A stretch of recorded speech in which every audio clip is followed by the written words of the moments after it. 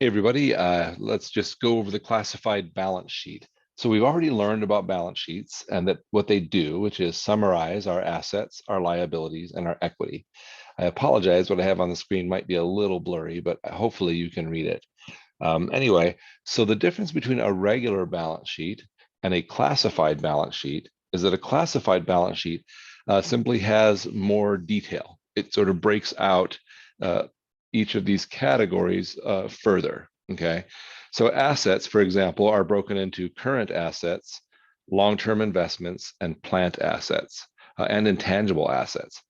So it gives us subcategories of assets. Liabilities are broken out into current liabilities and long-term liabilities. And then equity is still just equity. So I guess that's easy anyway. So we'll start with current assets. Current assets are sometimes called short-term assets. And what they are assets, short-term is not a good description of them. Maybe liquid assets might be a better one. And by liquid, we mean things that are cash or readily convertible to cash, or things that we expect to convert to cash in the near term. And by in the near term, I mean within the next year or so. So current assets include, of course, cash. That's the most liquid of all assets, the cashiest, if you will, of all assets.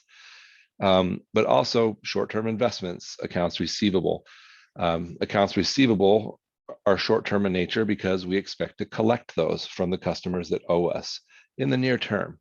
Inventory, they're short-term or current in nature because we expect to sell that inventory and turn it into cash.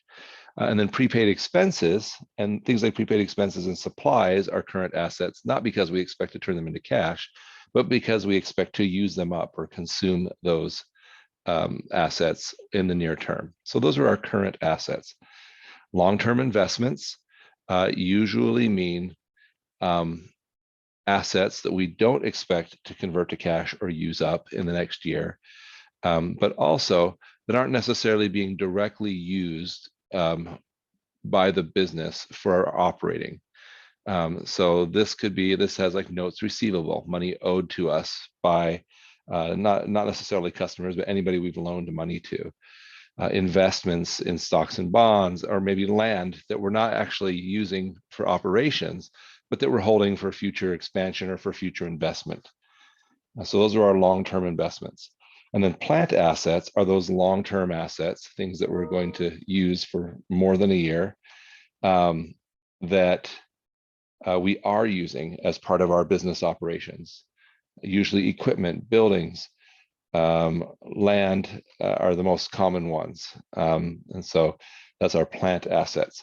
And finally, intangible assets, those are assets that are intangible. You can't physically touch, I guess.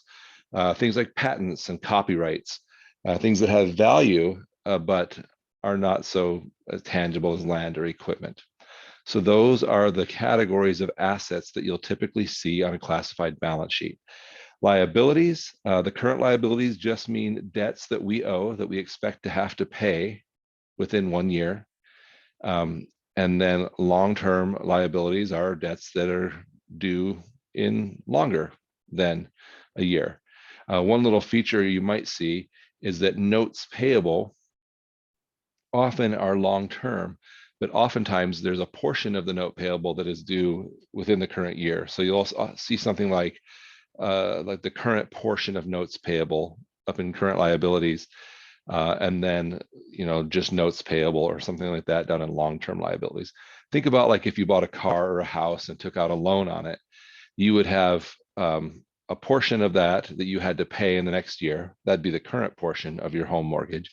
And then the rest that was more than a year before you had to pay it. And that would be the long-term portion. And finally, equity, like I said, is equity. It's the capital invested in the business. And so there you go. So that is a classified balance sheet. Again, the assets have to equal the liabilities plus the equity. That hasn't changed, just more detail and more subcategorization, I guess you'd say, of each of the items.